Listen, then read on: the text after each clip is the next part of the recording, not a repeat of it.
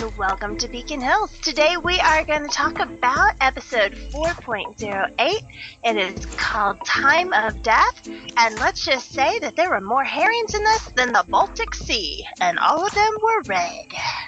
Wow, we're starting off with a pun?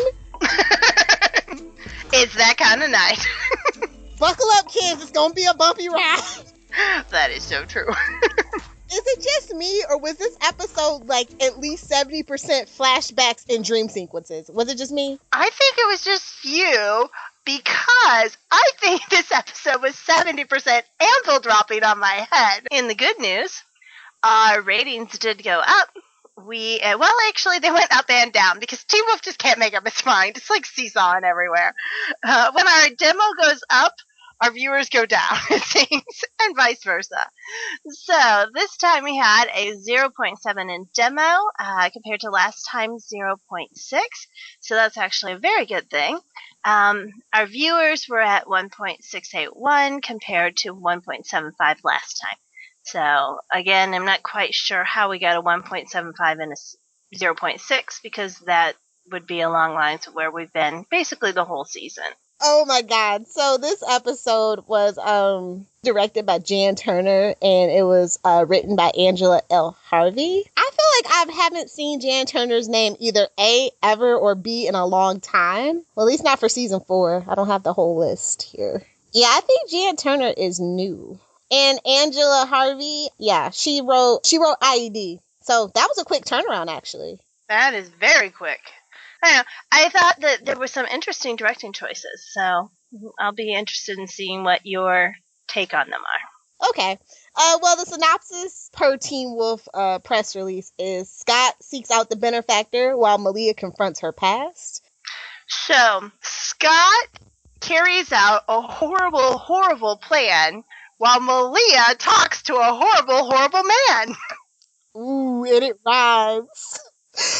Oh boy. Oh yes, and the thing that I didn't want to happen happened. Derek and Brayden grow closer, aka they screw each other's brains out. At least the scene was hot. It was what I heard most on Twitter during that particular time. I had my fingers over my eyes because I just didn't want to see that. I don't want Brayden to die or be evil or both. All right, let's just go to favorites. So would you like to start off our list? Absolutely. Number 12 of best things about this episode. No Mouth is not alive. Oh my god, me too! They decided not to resurrect someone. How exciting is that?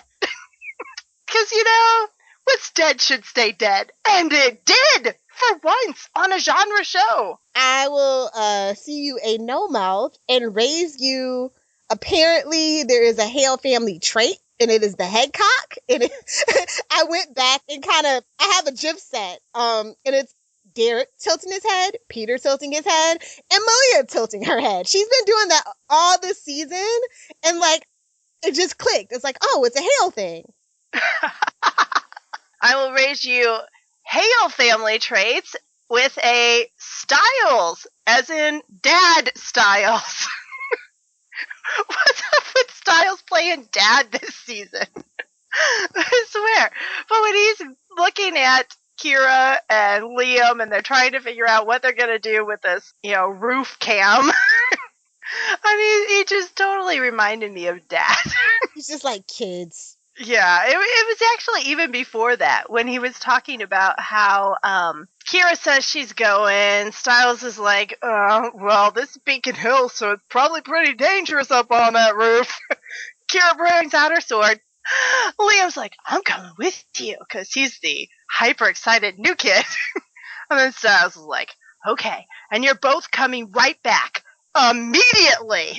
I love the immediately part, even better than the kids. I feel a certain way about Styles in this episode, but that was a good part that I liked. I really liked the little moment between Scott and his dad, because finally somebody has said it. That's my finally somebody said it award, because he goes, hey, you kids are not reacting normal to traumatic events. What the heck's going on? He totally called them on their bull. Somebody needed to. All right, number 10. Quote, but mostly because of the scene. Kate, you were right. He's still alive. Peter, thank God. Yes, thank God, Peter, that Scott is still alive, because now I know you're the benefactor. You have to be. And almost everybody on my timeline said, Peter is glad Scott's alive, so that proves he's not the benefactor. Totally proves the opposite for me. Totally. I'm telling you, the list is designed to kill off Scott's pack, so it's easier for Peter to off him. He has to kill Scott himself. My next one would be after Kate barges in and Argent puts a gun to her throat, and she goes, I always forget you carry two. And along with the hashtag, always be prepared. Boy Scout! Yeah, I would say that all things Kate and Argent were good. Actually, it's going to be my number 8. But since I'm on number 9 now, I'm going to go with that. Number 9 is my always favorite this season, unusual pairings. We have Kate and Argent. We have Argent and Styles. We've got Mama Fox and Mama McCall. I mean, yep, Kira and Liam. We've got, to be totally honest, Lydia and her mom. Yeah, exactly. Every time that somebody is with somebody they're not usually with, the scene was better. I will give you that, ma'am. Todd Williams as Liam's stepdad makes another appearance, and I had to wipe the drool away from my mouth. So, age-appropriate crush! Yay! It took all that I could do to not just call him Hot Doc, because that's what he is, really. What is this, Grey's Anatomy? Oh, he's hot. He's sympathetic. He had one of the best first parent scenes of them all, which, is hard to do because they do parent scenes really well here. So I can't wait till he finds out and joins Team Parent. If I have to be stuck with Liam, I want his daddy to come along too. Yes. His name is Dr. Geyer, in case anybody was wondering. Nah, that's not what he's going to be to me. Me neither. Just throwing that out there that I do know. Since I objectified the man, I will like to say I do know the character's name. Good. Right now he's Liam's dad for me, but he'll change to something else as he becomes more important to the story. And I hope he becomes more important to the story because he is a highlight. Number 8 for me, Argent working those eyebrows. In the Kate scene, that man's eyebrows they might as well have their own dressing room. They are working hard. I love what that man does with his eyes. He acts with his eyes the whole time. I guess I want to talk about, oh my God, all the awards for Mama McCall, who's just as good as actress as Melissa Ponzio. If you get what I mean. When she faked hearing after they tell her that Scott's gone, and then turns out she knows. And I would have been pissed off had she not known, and they put her through that. So I was just like, okay, I'm waiting on that scene. Wait, okay. Yeah, number 1. Best thing about this episode, by far, is the Mama McCall freakout. The intensity, the acting, the sheer brilliance of that scene. They did a great job of letting us hear first and then panning in. And so it was startling. And then it was so real and in your face, and she's crying and she's just devastated. And I gotta tell you, man, that is hard to hear. That is hard to watch. Because we all love Mama McCall. She's the most loved character in the show, as far as the entire fandom liking her goes. And so it was so well acted. Well, I like how she's wiping her eyes and trying to catch her breath before she walks in. And she's still wiping her eyes when she's surrounded by all of these people who also know that he's not dead. Number 7 for me, on a more psychotic note, Peter, I've got to buy a better safe. You're meeting your daughter for the first time when she knows that she is your daughter, and that's your opening line. You just make me laugh, sir. Well, I'll see you a Peter line and raise you another. He tells Malia after she's like, he goes, I said you couldn't take it out of here. I didn't say you couldn't look at it. And then Malia does the hail head cock. Oh, they were just great together. They're going to come up farther in my list, too. I just liked them. Number 6 for me is also a quote, so we are just quote-tastic tonight. It's been a while. Yeah, it has. All right. 6, Liam. I'm not scared. Styles. Well, then you're borderline idiotic. I'm thinking, no borderline for any of you. I like when Styles gets to snark, when he gets to have his little one-liners. I'm less a fan of him when he's over the top, like everybody else loves. The title of this episode should have been Incredibly Dangerous and Borderline Idiotic, is all I'm saying. No, no, no, no, no. The title of this episode must be That's Why You're the Alpha. Oh, okay. We'll save that for the other side. Oh, yeah. Oh, God. I loved Brayden taking the gun away from Derek. Love that part of before they screwed.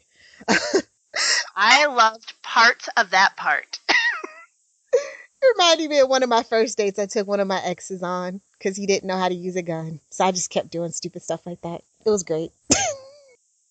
You heard it here first. Lilith is psychotic. I'm not psychotic, but I do love my guns, and I'm all for teaching people about guns and gun safety. All right. Number 5 for me was going to be Peter and Malia, but I feel like we've talked about that pretty well. So I'm going to put in a reaction scene in its place, and it's going to be Scott when he asks if he'll have good dreams or bad, and Mama Fox pretty much says it's up to you, and he looks very painfully aware that this is not going to be his night. I hated that anvil, honestly. So pardon the fangirl moment, but that's what this section is. It's been a while since Tyler Posey's had his shirt off on the show, and we finally got it. I feel obliged to bring this up. Sorry, Dawn. Yeah, I'm just wondering why you're talking Tyler Posey when Tyler Hecklin took off his shirt in this one. And of all the people, Derek takes his shirt off a lot, though. A lot. But not this season. Not this season at all. And one of the main things that I saw on my Twitter feed was, it's about time he took his shirt off again.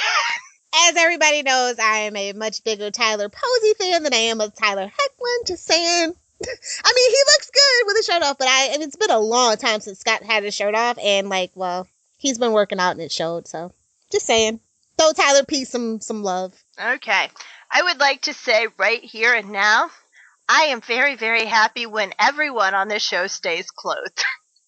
Just putting it out there. I know, which is why I said pardon the fangirl moment. Number 4 on my list, Lydia and Science Mom. Aww, they finally get some quality screen time. They had the hug last time, but it was, let's face it, 20 seconds long. And we really haven't had this meaty of a scene between them since Lydia, almost got drocked in 3A. So it's nice to see them have some time together. It was the strongest of the myth arc parts for me.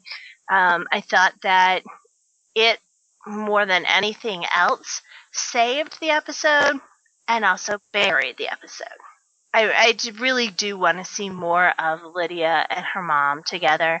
I want to see them trying to figure out their family history. And if somebody's going to join Team Parent this season, I want it to be her, not Fed Dad.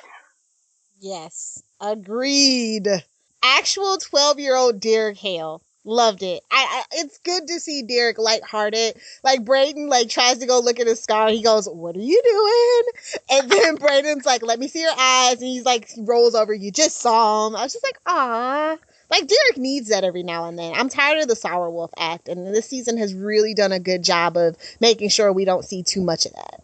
Yeah, it's definitely been more balanced. And I would say that of all the things that people were talking about besides his abs on my Twitter feed, they were liking what they called sassy Derek a whole lot. I can't call Derek sassy. I just can't do it. Neither can I. And I don't particularly think he's snarky, but I think he was playful in this one. Yes. And I think that worked for him. It's nice when he's not always the guy getting beaten up. Number 3 for me, as a small blink and you miss it moment, And it is when they are all standing around Scott's non-dead body, and Mama McCall would have been incredibly justified to give them all a death glare, but she doesn't because she's nicer than me. And she's freaking out about how Scott looks like he's dead. And Mama Fox says to give her hand. And before she does that, she looks at Styles. And Styles says it's okay and puts his hand on her back. And then she gives her hand to Mama Fox. And I just really, really like that moment. I love Mama McCall and Styles scenes. I think that they have a lot of pathos to them. And this is kind of the opposite situation because usually it's Styles who's looking to her for reassurance. And in this case, it's her looking to Styles for the same thing. I actually had that on my unnumbered part, but I did notice it on the very first watch, like while I was tweeting. I thought that was a very good scene. I think we need to see those two together too, just like we need to see Scott because of what happened last season. Mm-hmm. Okay. My next one, I just have to say, like I said, I love guns. I love the gun porn in this episode. Oh my God. Specifically the gun she chose, 6 hours rock. They do. So, yeah, I think it's a little too, it's not big enough for Derek, but you know, whatever. But it was the gun porn when it was laying on the table. I was just like, I may tease Lilith about her affinity for weaponry, but I also like that part. And I totally and thoroughly blame the Winchesters for it, 100%. Because that completely reminded me of Supernatural. But, yeah, there was a lot of great gun scenes in there. If you're going to do guns, you need to do guns well. And I think that they did a great job of that. Except that I did not particularly like the gun training scenes for what else it entailed. Number 2 of my favorite things in this episode is Kira. I liked Kira tonight. It's one of the only times that I have liked her since she's become a kitsune. I like that she was talking about how their plans always suck, so she was smart. I like that when she was telling Scott that he needed to reassure Liam, Scott knew that meant that he needed to reassure her. I thought that was a good moment, a nice, sweet moment in their relationship. She brought out the sword fighting again, first time in a long time. But she's one of the only action pieces in the entire episode. There's no action in this episode except for Kira. And, well, Liam charging. Talk about somebody who sucks. I actually didn't even mind the scene where Kira and Scott are talking about going on a date on the movies. Because for once in their entire dating history, neither of them are stuttering. They're like talking like normal human beings. So I was pro Kira tonight, and it shocked me more than anything. Me? I would have to say I loved Melissa and Mama Yakamura together. Oh yeah, unusual pairing. It was my favorite thing. Right from a Melissa like taking her hand to asking her if she was still a kitsune to sitting in the car. Everything about that particular pairing was like just the bee's knees. Mm-hmm. And then her holding her while she was bleeding out and trying to get Liam's hot doc dad to save him. Yeah, I thought that was a brilliant way of doing it. I like when we see the adults working together. And as much as we see these new pairings, we still don't see that very often. The last time we've had strong team parent scenes together, they were being buried alive in the Nematon. I want to see them together more often too.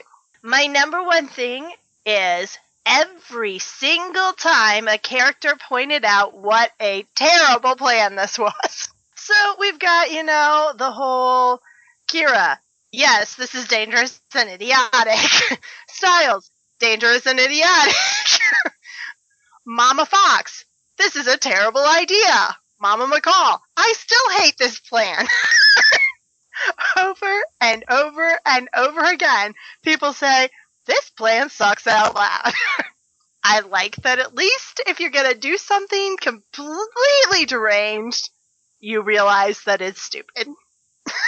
My favorite thing about this episode, I have to say, is that it seems like Lydia is actually a bigger part of the mystery than we ever thought. And I like that. She's definitely being built up in the myth arc, that's for sure. It's a relief. I mean, it's not quite when they said the season 4 is going to be about Lydia. Not quite living up to those expectations, but I do like what we're getting. It's just not enough of it. Yeah, I agree with that. Yeah. I'd say the only other things that I want to just briefly mention that you haven't mentioned. Styles can't sleep because he has a guilty conscience. Good. Styles and Argent silently fighting over the keyboard. Argent saying that if he doesn't get the money, he's going after the benefactor. Was that not chilling or what? And I believed it. Malia's reaction to Peter punching the column. She's another one who had some great reactions in this one. I liked Lydia trying to brain her mom with an oar when she snuck off on her. And then Argent shooting through the hospital door when Styles is calling him. Because that reminded me of when Peter got flung into the scene in 3A. So those are some of my miscellaneous ones that I thought was a good thing. So now for the things that did not work. Shenanicanin! My first one is a shenanicanin. It's the number one thing that ticked me off in this episode. Okay. More specifically, Lydia's grandmother leaves instructions for her to spread her ashes across her lake on her 18th birthday. Natalie says the date is only a few weeks away. They're juniors. That means smart, bright, brilliant Lydia will be 19 when she graduates, just like Allison. I don't think so.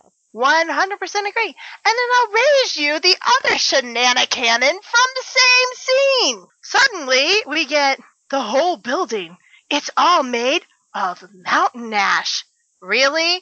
Because two werewolves and a kitsune were having, fun times in there. Well, no, I'll stop you right there. The boathouse is actually open if you look at it, and what Lydia's grandmother's, I guess, is what I got from this particular scene, is that once she laid the mountain ash, it would create a protective barrier all around the lake and including the house. But because it's open and the seal isn't complete, it's fine. Because Deaton's thing to the rest of his veterinary clinic, it's only the door. They say the whole place is made out of mountain ash, but except for the doors and stuff. And it's kind of like when Scott's wood boards are made out of mountain ash and they have to lay the mountain ash down. My question is then, why does she say that the entire boathouse is made out of mountain ash? She doesn't say it's surrounded by mountain ash. She says it's made out of mountain ash. Yeah, but it's still open though. The way the boathouse is made. But it shouldn't matter, because if that is mountain ash that they're stepping on, being knocked out on, rubbing up against. All I know is it's precedent in the series with Deaton's office and Scott when they were making their supernatural home alarm. Okay. At least they're sticking to their shenanicanin is all that I can say about that. Because they're talking about it being made out of the wood, because mountain ash is an actual tree, not the ash of the tree, which I think a lot of people in the fandom think. Oh no, I know they even say that it's made out of the ashes from a tree when Deaton first brings it up. So I don't know, shenanigans, like I said, but at least they're consistent with their shenanigans on that particular point in continuity. Okay, I will go with you then. It's driving me nuts. Yeah. Another shenanicanin happened with Malia. Her birth certificate says her birthday is 11/28/1998. Now, just so we all are clear, it is early 2012 in Beacon Hills. That will still make her 13. Yeah, I forgot that it is indeed 2012. Yep, I looked it up. Nice to know that Styles is participating in statutory rape. I think it's seriously, I just think it's a case of the production team just kind of ignoring their own timeline, as they're apt to do a lot. I will try not to look at those scenes between Malia and Styles differently. It's supposed to be 16, because she was in the car accident when she was 8, and it's been 8 years since, right? Did they say 8 or did they say 7? I felt like they said 7. I have to look it up again. Either way, it's not right. Yeah. Yeah. Okay. So, that's a problem. Everybody seems to be forgetting their code. Everybody. Argent can't remember that their code is to protect those who cannot protect themselves. Scott can't remember his code is he can be a predator, but he's not a killer. Really? Really? Come on. I didn't need that anvil. That anvil was way too painful. Scott has more fangs. Really? He's evolving into more of a monster? Really? We're going here? Okay. We are going there. And fast. But really, the more fangs thing makes no sense to me. Me either. And I mean, at first I thought it was just because of whatever they got doused with, and apparently it's permanent. Well, I'm hoping it's just his dream that was brought on by seeing it when he was infected. I hope so too, but that's not the way Teen Wolf works usually. No, it isn't. No, it isn't, but they could surprise me. Argent's nifty product placement watch. I got to see that from all angles. Thank you for sharing.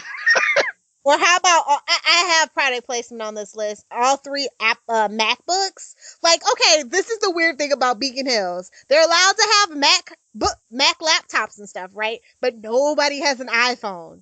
It's all Samsung and Nokia. I have a bigger problem with that. They all have MacBooks, but nobody has any money for electricity. Girl, you gotta keep up with the Joneses in Beacon Hills.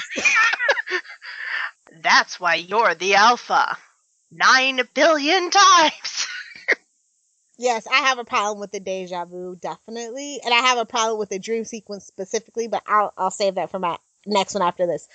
Okay, Kira's the one that's supposed to wake Scott up. Why are you letting her go fight the Berserkers? If something happens to her, Scott dies. Number 6. Really? Really? Out of all of the stupidness of the stupid plan, this was the most brain dead. Are you kidding me? The one person in all the world who can save your very best friend, and you're like, see you later. Alright, here's where I'm going to differ from you. Arm wrestling, gun taking away, and all the other things that reminded me completely of Buffy 2.1 kick my butt scene. It was like, ooh, I'm going to show you how tough I am, so I'm going to arm wrestle, and I'm going to take your gun away, and I'm going to do this. She is too smart. She is too self-confident. That did not come off as, ooh, foreplay to me, as much as, ooh, get yourself a psychologist. Yeah, the arm wrestling was corny, I'll give you that. But I thought the gun thing was cute. Until Derek ruined it with his penis. I just felt like the whole thing was off. I like parts of the gun disarming. I like the fact that she knew her stuff and that she was actually giving him really good advice. It came off creepy instead of playful. I understand that she's trying to make a point, but that was the wrong way to go about doing it. Peter cries Malia a river, and I puke in my mouth. The man's just crazy. He is. So I don't want to hear his sympathy. I want him to go out in his I am awesome, hear me roar kind of thing, but not in the cheesy Decalion way. Apparently thieves are smart because they are too scared to stay at Beacon Hills Memorial Hospital. That's the only reason I can think of for them leaving the room with our laptops there. We're too poor for anything laptops in plain view. The door is wide open. You don't even bother shutting the door on your way out? Really? Can I just say Peter was a problem for me this episode, just in general? I liked Peter and Malia. Malia made the scenes for that, though. Like, Peter was just making it hard for me. Every line he said, except for the thing about, oh, you heard I'm not as strong as I used to be, that was like his best thing the whole episode. And it was the cheesiest. No, the safe was the cheesiest. I'm sorry. I will say that I liked the beginning of their scene a whole lot better than the end of their scene. Or, since they split it up into 7 different parts, the first 3 parts of their scene. But what I really, really did love is that Malia was all like, I'm not trusting you. The whole way through. Alright, number 7 for me. I am beginning to believe that Kate carries her own wind machine with her. I actually think that is some of the Berserkers' job. Is just stand around with fans and blow them at Kate's hair. Every freaking time she looks like she's in a hair commercial. Seriously, guys, there was no wind coming through that corridor of the hospital. Okay, now I know I said I liked Mama McCall and Mrs. Yakamura together, except for one part. And it specifically has to do with her side of the conversation. Melissa asks her, hey, why are we asking these kids to fight these battles?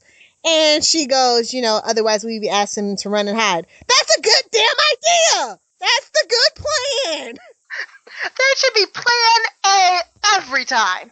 I didn't get that side. I mean, I did get that side of the conversation, but logically, like, if you really are, like, a parent, like, would you really, like, I get Melissa's point, but at the same time, I guess they ain't got no money to move. Well, I'm telling you this. If something was trying to assassinate my kid, I would find the money. More importantly, I'd find a relative I could stay with. Scott's dad! I'm just saying. All right, I'm going to go with a not-so-serious one. Oh, science mom. I love you. I'm glad you're on here. But what the heck was that hideous paisley shirt? It was like somebody's drapes threw up on somebody's couch pattern. It was terrible. I told you they're thrift shopping. They must be. She wears your grandma's clothes. She looks incredible. That is exactly what I was thinking. That's my theory, and I'm sticking to it. I want to get into the dream sequence. Scott's dream sequence. I know Christopher Reeve left the show, but I feel like he should have been about Allison. I'm sorry. I would not have thought of Allison at all. I really wouldn't have. But I actually threw a mini rant when Liam popped up. Yeah, I mean, oh my God. Like, I was happy. I was like, hey, we're not getting that much Liam. Oh, even in Scott's dream, we can't get away from this. Okay. That's exactly what I tweeted. I was like, oh. And I understand why they did it, because it fits right into the info that they were throwing. In all honesty, he just got done listening to his dad describe how his best friend in the entire world almost got murdered. Exactly. Because basically protecting him. Yeah. Yeah.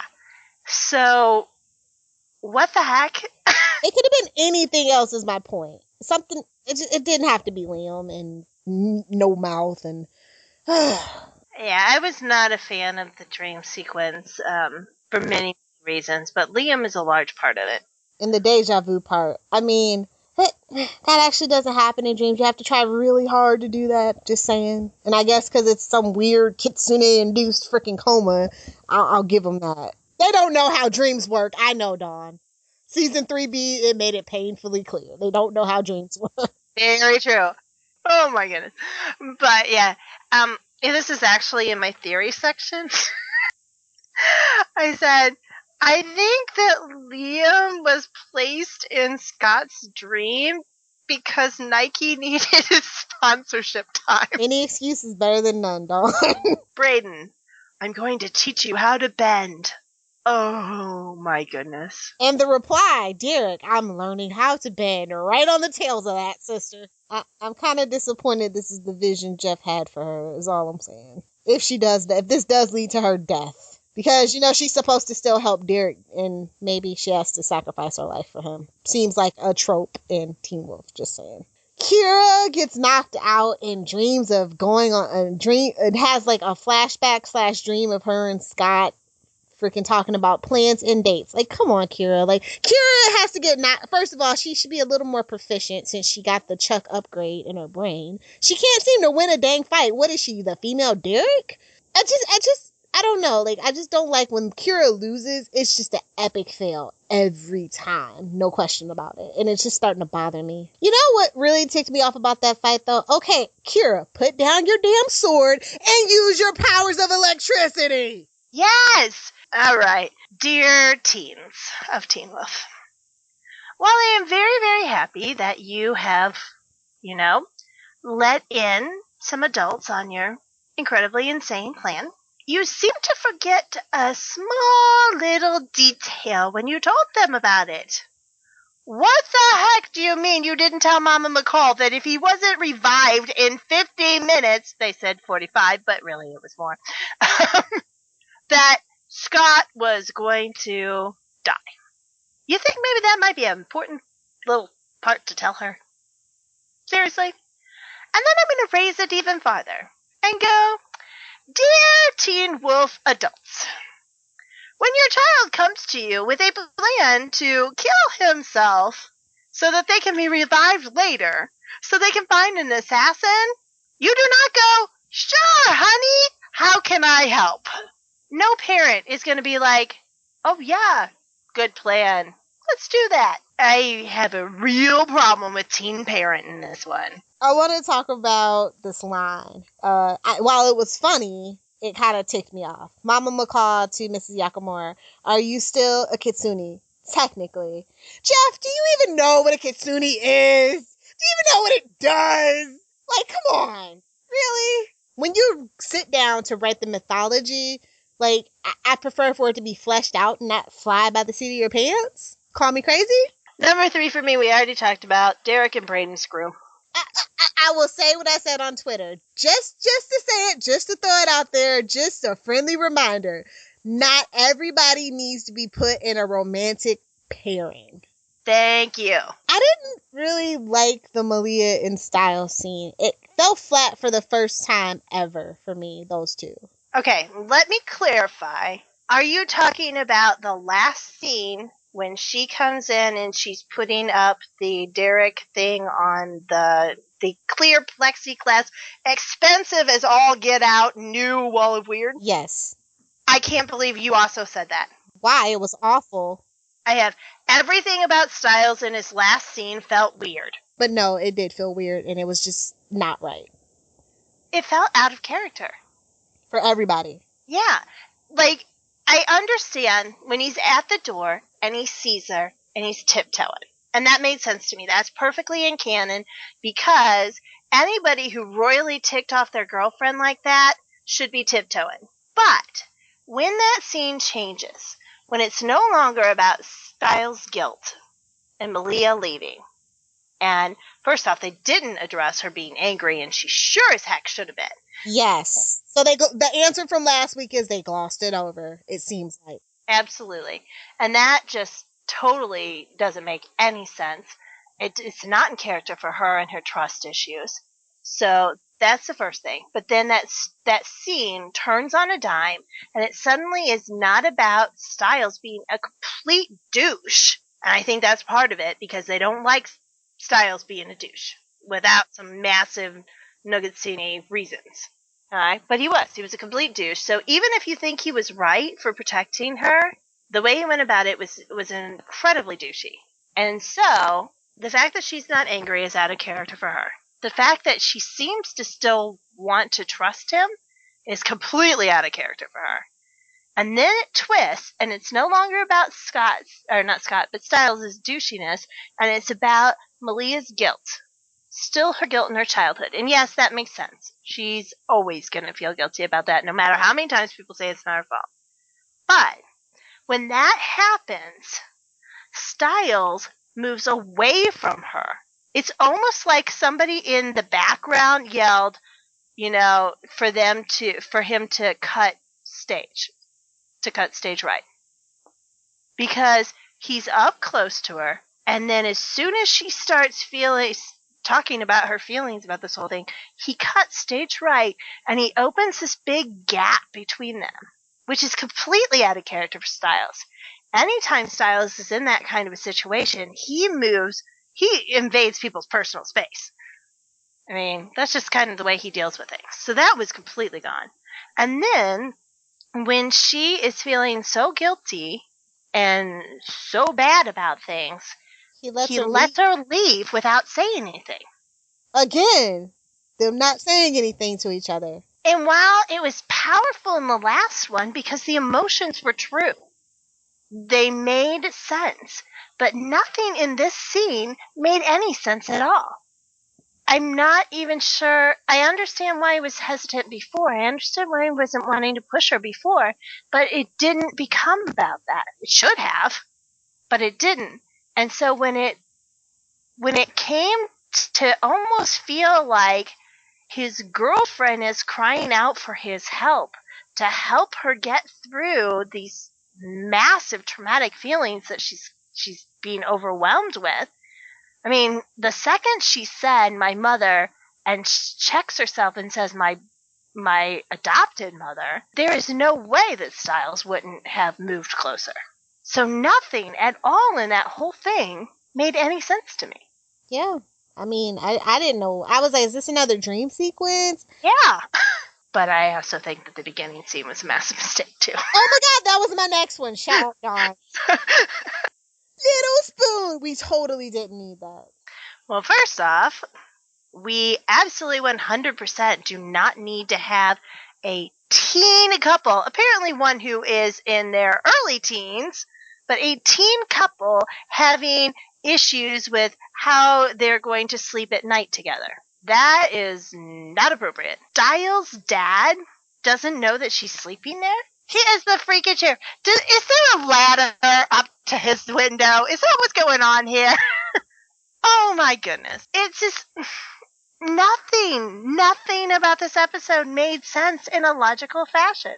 All the characters were wrong. And all the characters I hate were really good in this episode. My 3 favorite characters in this episode, Kira, Fed Dad, and Liam. What? Now let me ask you this question. I know your allergies have been bothering you.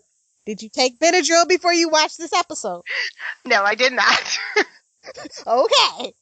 Okay, I just have to check. I was a big fan of Liam dying. I was like, woo! And I was a big fan of Liam before he was in the dreams. Because he's the only person who seems to be talking common sense in the whole thing. Are you sure you want to do this? Doesn't that seem a little dangerous? I'm not real sure that this is a good plan. Are you really sure this is what you want to do? I was saying the exact same thing. Liam is speaking for me on this show now. Oh, speaking of Liam, I found it weird that, yes, I know he's Scott's beta, but he's been in the pack for, 5 days? And they're letting him in on all this craziness? Really? Number 2. Give me a freaking break. Granny Banshee is not the benefactor. That is the dumbest red herring I've ever heard. Really? I just want to talk about Lydia's grandmother. Okay, so obviously it's been confirmed that it is her dad's mother. They must still be together if she is allowed to sell the boathouse or the lake house, right? Either that or she got it in the divorce. Or they would be selling it together to split the profits, because California is a 50-50 default state. So yeah, so I don't know. I feel weird about this. Like, it's just something about that whole. She died in Eichen House. Who knows? And then Lydia asked if she's really dead. It's not her ashes. This is all just too much. It was like too much. They're like, oh crap! It's like episode 8. We gotta pile this on. We promised them Lydia, the season of Lydia. Do something quick. That's what it felt like. It feels like the entire season has pacing issues. Everything in the season does. Generally, the main pacing issue for a Teen Wolf season is there is too much all the time with no breathing room. We've had too much breathing room and not enough movement. And then suddenly it's like, boom. Oh, but really seriously, bad things are happening, so, hey, everybody's about to die. What the heck? Whatever, Teen Wolf. This is about as screwy of a season as they've ever had. And I just want to tie in when Scott talks about how their plan didn't work to draw out the benefactor, but it must be a banshee. If that isn't the biggest ipso facto piece of crap circular logic I've ever heard on Teen Wolf, I don't know what is. It doesn't even make sense to me. Well, at least Natalie knew who Meredith was. Yes, and that, I think, is probably the best hint that something good is going to come out of this episode. To quote Styles, it's progress. Yes, it is. That is true. Alright, number 1 for me. This was the dumbest of the dumb plans that anyone dumb ever dumbed up. Nothing about this makes sense. I don't see how anybody could ever think that this plan would work. Besides, it's Teen Wolf and you can't kill Scott. Zero tension in this episode. Because everybody was being stupid and out of character. And you can't kill the main character anyway. Did anybody actually think we were going to see the benefactor? Like, show up and say, I am the benefactor, and have everybody in Teen Wolf know that is the benefactor at episode 8? Well, we could actually, technically, we could have, and then episode 9 be a whole flashback episode. So it could have been worse, is what I'm saying. Oh, heaven help us from the flashback episodes. Yeah, you're right. You were right. So for as much as we talked about Mythark, and as tied to Mythark as this episode is, we actually didn't move very far at all in the Mythark, except for Lydia and her mom. I've just been a curmudgeon about Teen Wolf lately because it's just not what I pictured a season coming off of a season like 3B being. Yes. Well, it is definitely nowhere near 3B. So, I mean, that's a given. And I'm only judging Teen Wolf on Teen Wolf episodes, so. So, let's get into those main characters. Start with Scott. Jeff Davis, what'd you do to my baby? He was so awful this episode. Like, he had one good scene, and then, like, the interaction with Kira kind of ruined it for me. He came up with this awful plan. I think Scott is best when he's with his friends and he's, doling out he's delegating what to do and being the cheerleader. And I just saw none of that this episode. And it hurts my soul. I don't even know where to start with Scott. He's not an idiot. I know his grades are bad. But, in all honesty, yeah, I would have bad grades too if I only attended class once every 3 weeks. So, and you know what? He's got a little bit on his plate. So he cannot be this bad at tactics. He just can't. If he's supposed to be the alpha, he's got to have a better plan. Derek, for all his flaws, and boy, did the man have many, at least could plan something that didn't make you go, who the heck would ever do this? I mean, Scott was a mess.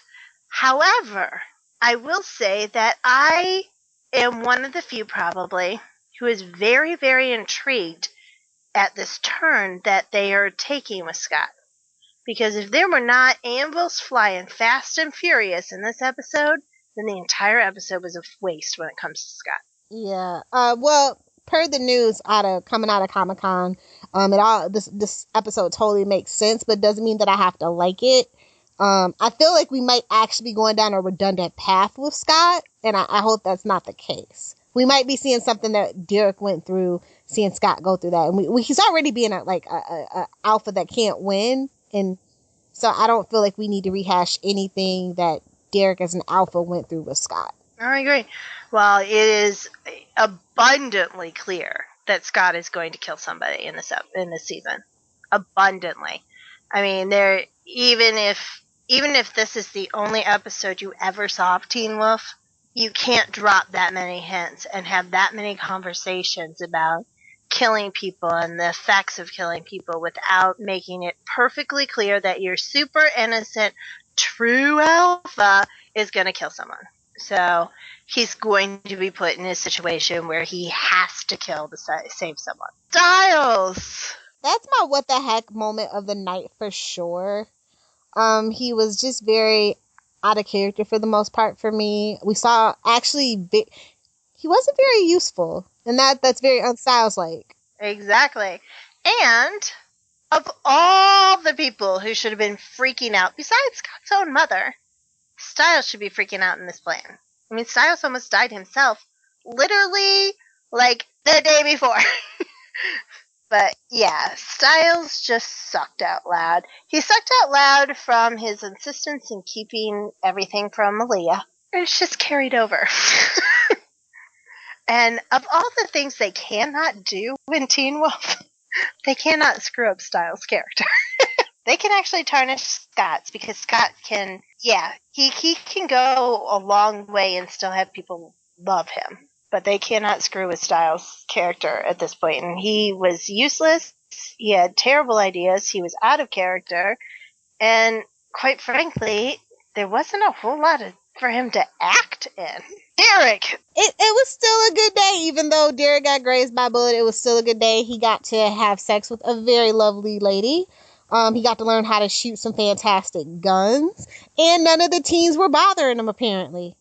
And the fact that Derek is separate from the story, it kind of just hurts my soul a little bit. Like, they did a good job earlier in the season and at the tail end of last season of incorporating Derek into things, and now it feels like they're isolating him again for a love interest. Derek was cute, playful, Derek, at the beginning of this, but screwing Brayden just screws this character all up. It's way too soon, and I just don't have faith that they're not going to screw up both characters. When Allison was with Scott, she was worse. When Kira's with Scott, she was worse.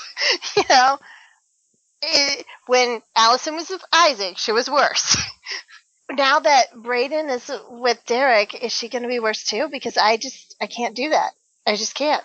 I think that Derek will be worse, and Brayden will just kind of... We'll have to put up with a lot of making out scenes, but I don't think that's going to affect her capableness, if you know what I mean. All right, Lydia. One of the best and worst things about the episode, I love that she got to spend time with her mom. I love that she's getting backstory on her family. I really love that Lydia is really trying to the best of her abilities to figure out this Banshee thing. But again, she was isolated yet again from the pack. And it's far worse for her than Derek, because she has been isolated since what? Episode 3? Episode 4? I mean, yes, Kira and Malia were at the boathouse with her, but that pretty much ended any contact she had with anyone in the whole freaking pack. She is worth multi-millions. She is one of the most targeted of anybody on the list. And one, no one has gone after her. Say what? 2, nobody seems to care that she's wandering around on her own with a target on her back. Aren't these people supposed to be her friends? I just don't understand. I don't get it. And I'm happy we're getting Lydia and her story, but I do not understand why Lydia's story isn't important to everyone else who was counting on Lydia. Isolated from them in the last one because she wasn't taking the test. That makes sense. There is zero reason why she should be isolated from them now, considering she is one of the best plan makers they have. All right, Malia. Oh my God, was she even in this episode besides that scene with Peter and Styles? Like, I don't know. Like, Malia's going downhill now too. It's like, what's going on here? Malia should have been my favorite character. And in all honesty, of my favorite characters on Teen Wolf, she was still the best of them. Because she wasn't a complete moron.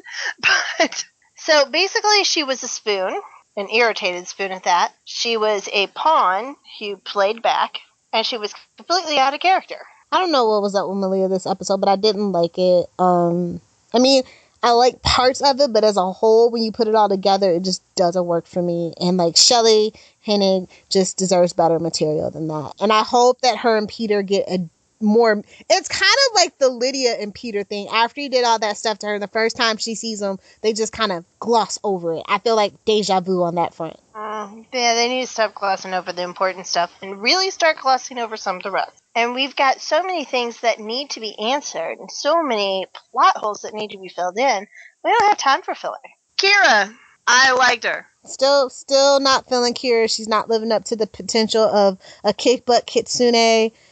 She's still pining after Scott. I don't like their relationship. It makes both of them just worse when they're together. It's nothing cute about their relationship to me. They seem to be perpetually stuck in the same phase, which I guess time-wise in Teen Wolf makes sense, but not really. Seriously, it's only been 3 months. His first love died in his arms. Back the hell off, Kira. Back the hell away from Lydia, too, while you're at it. You and Malia go have fun. Just let them mourn and be at peace. Or find something. Like, I just don't like when things like that get glossed over. Like, that should really be affecting everybody a lot more than it is. And with them shoving Kira, with me still knowing that in my mind, it just taints the character. And the fact that she's just useless. Like, she can't win. They have to do something with this character. They do. They do. They need to fix her or they need to kill her. Move her away. Sell the house and bye-bye. Mm-hmm. I agree. And you know what? If Mom being stabbed by a berserker isn't a reason to leave Beacon Hills, they aren't ever leave. All right, villain of the week. I'm going with idiocy. I was going to say, yeah. Dumb plan? Yeah. Idiocy is it. Teen parent for letting their kids do it? Mm-hmm. I would say so. Story progression. Well, there's still a benefactor. Peter and Kate are working together, and it hasn't gone sour yet. And then all of Lydia. Lydia is the only real progression that we had. And they drugged that out, didn't they? They certainly chopped up the episode a lot. All right, what are your theories? Okay. I have a crackpot or maybe not theory of the week this week, and it has to do with Parrish. So I've been thinking about the whole maybe he is Isaac's brother, maybe he's not. How would that work? And what kind of creature that I would like to see Jeff Davis dive into. Those were the contributing factors. And I came up with maybe he's not a banshee, maybe he's a phoenix. I've seen that in a lot of places, mostly because of the car episode, the trailer, the mid-season trailer that had the car blowing up. Yeah. And that's the only thing that I think that fits with that, honestly. Or dragons, but he doesn't like virgins or gold. Because Lydia's not a virgin. No, she really is not. So I like the phoenix idea. It's the only thing that really fits besides a dragon. But then again, I used to think that Gerard was a dragon, so I don't know. My crackpot theories are very crazy at times. I don't know. I'm saying that Peter is high on the list for the benefactor. That is my call at this point. I definitely don't think Lydia's grandma is dead. I think we're going to find her on the verge of about to being killed, and that's when we find the benefactor. So, what'd you give this one for a grade? D+. D as in dog. And I could have gone to a C if I was feeling generous, but I'm tired and cranky and my work has started again, so C- it is. D+ was me being generous. Lydia saved and then hurt the episode. Styles being out of character. Scott just kind of laying there and taking the bad plan, trying to pretend like it was a good plan. Melissa going along with the plan. Just douche dad actually being the sane one in this episode. Like, just up was down, down was up, left was right, white was black. I have no idea what was going on in this episode. Kind of feel like we're in a different timeline of Teen Wolf at this point. I feel like this is an Elsewhere tale, and like we're all just gonna wake up from a bad dream. Bad shrooms. That's what the tea did to them. Oh my god, wouldn't it be funny if that was true? Like the next episode, this never happened. 10 hours later, they're still all flying high. And C- for me, because everybody was an idiot. The end. Alright, who's your MVP? Ooh, that's a toughie. Ooh, I know. Mrs. Yakamura. That works. Her condescending disapproval.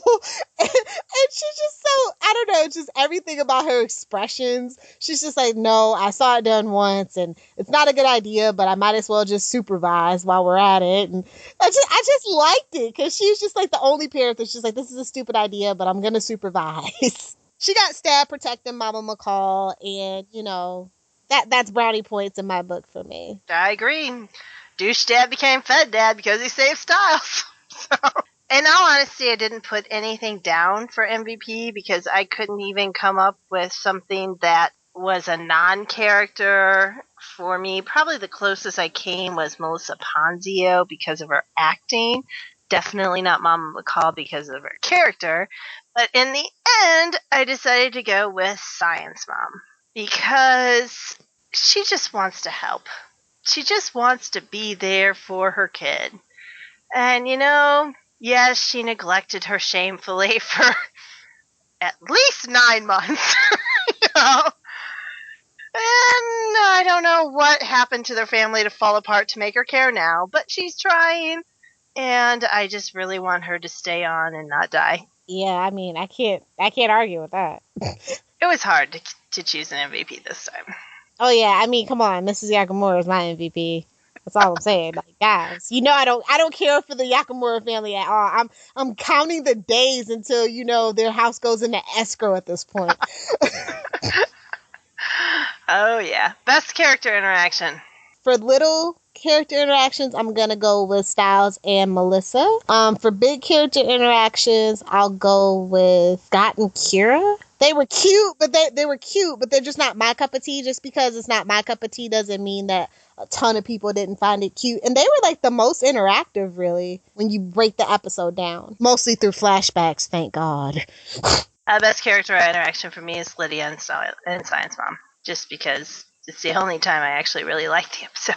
So, best reason to watch. It's Teen Wolf, and you'll miss out on. I mean, you want to say you watched all the episodes, right?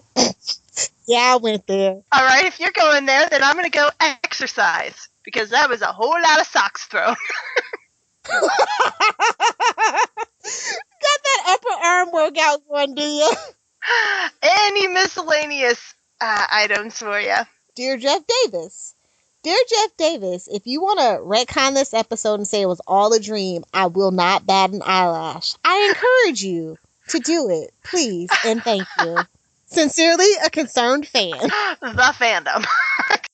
My first miscellaneous award is Biggest Question. Is this the single worst plan the Teen Wolf Pack has ever come up with, or is it still Teen Armored Truck Heist?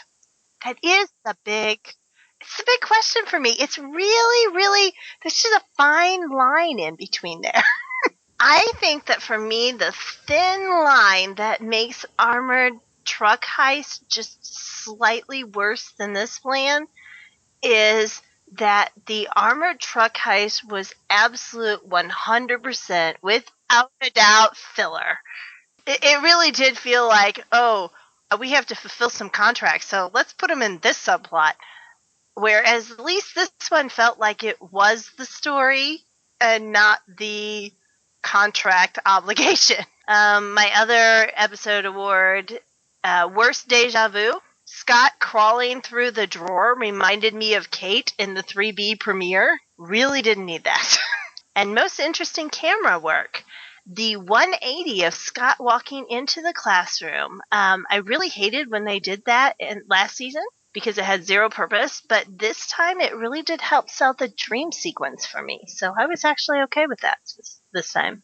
Jan took chances, and for the most part, I will say that the directorial execution was interesting. Especially with the choices of all the composition. It felt very crowded in an episode where a lot actually didn't happen. Very true. Which I thought was a good choice. It kind of distracts you from the fact that there's not much going on by having every scene be so busy for the most part. That's a good point. Yeah, it did feel like there was a lot that happened in a show where nothing of significance happened. All right, that brings us to reaction. Very, very light on Twitter this week. So officially, we have Maddie MCD, who said, in tonight's Teen Wolf, Melissa Ponzio will be teaching you how to act. Absolutely. That was the best acted scene by far. And at MTV Teen Wolf said basically the same thing. Urgent need to hug Mama McCall and weep. It was hard to take. And then at I am JR Bourne, so that would be Argent, he did tweet the West Coast, and he said, never a good idea. Talking to Peter, that is. Very, very true. Now, the fan ones were a bit snarkier this week. So, I wonder why. Yeah. At AMEDAWG18, good, this is a terrible idea. Every plan made on Teen Wolf ever. Absolutely. At Allie Stark, or at Allie Star Kid, I don't know if I like Peter working with Kate or not, but I sure as hell like seeing him as a villain again. I would agree with you on that. I'm glad that we're going back to him actually being devious. We've got at Frackin' Awkward, who says, and I paraphrase, I would ask if Peter is out of his freaking mind, but I think it's been established that he is. You are absolutely right. He said as much. Yeah, very true. At Brian Cuypers, this one made me laugh. He said, if I was on the Deadpool, I'd probably be worth like half a Starbucks frappe. Hashtag seriously though. Yeah, you and me both. At My Geek Blasphemy, deleted scene. Scott, wanna come find out who's trying to kill us? Derek, nah, too busy with sexy gun lessons 101. Hashtag Team Wolf, hashtag priorities. Absolutely true. One of my favorite people to read tweets from is at Molly Harper AUTH, and she said, "I honestly can't tell when Peter's not being sarcastic anymore." I agree. Yes. It is hard. She also said, "Peter's V-neck depth is like an evil barometer. The deeper the V, the worse his shenanigans." First off, oh my god, yes. And anybody who uses shenanigans on their tweet automatically has me. It's like okie dokie. So. Oh my gosh, no, I was literally thinking that. I was like, is that a triple double scoop V-neck? What the hell? Does he even have clothes at this point? So, yeah. And then she had 4 that I loved, and I just couldn't choose between them, so I did all 4 of them. She said, "Damn it, Liam, he doesn't have time to play catch." Or fetch. Yes. And then I really, really like this one because it's exactly what I wanted to say. She said, "Spoon yourself, Styles. That's what you get when you keep secrets." Like, absolutely. At Teen Wolf Talk said, "I love Peter, but when he talks, all I hear is lie, lie, lie. I'm amazing. Lie, lie." Yeah. And then she brought up a great point when she said, "This is a terrible idea. Says the woman that summoned an evil Japanese spirit to bring people pain, strife, and fear." Got a point. At the Night Dusto said, "Extenuating circumstances. The Peter Hale story." I just thought that was cute. Yep. And then at Something's Cooking says, "Wolf hazing. You've got to willfully do something stupid. Hashtag welcome to the pack." I guess Liam is now initiated. And those were my favorite Twitter ones. Yeah, my Twitter timeline was pretty slow, which is unusual. I didn't see anything that was worth mentioning. Sorry, people I tweet with. You guys were as bored with the episode as I was, and I like to keep it upbeat and happy for tweets. But on Tumblr, so my favorite post by far had to be the Holes one that I already brought up. But I love how everybody just kind of fans around Melissa Ponzio. They were like, all the awards. Oh my God, I just want to hug her. I love her so much. That's how you act. Mm-hmm. It was just a big buzz about that scene. Another scene people really liked on the comedy side was the scene with the kids talking about, is it idiotic or is it dangerous? That's the biggest GIF set going around next to the spoon scene. Mm-hmm. Nuts on the spoon. I saw many spoon parts. What else? Okay. Oh, here's a good one from Parish Lydia. I feel like Melissa McCall just shrugs and rolls her eyes whenever the lights go out in the hospital now because she's just so used to it. She's like Sheriff and which supernatural one is it this time? Exactly. I really like that because I feel like that was her exact reaction. Oh, yes. One that I looked up just for you. Is nobody worried at all about the damages the hospital's undergone in the last year or so? Why is no one investigating? I thought that's what Douche Dad was here to do. Absolutely.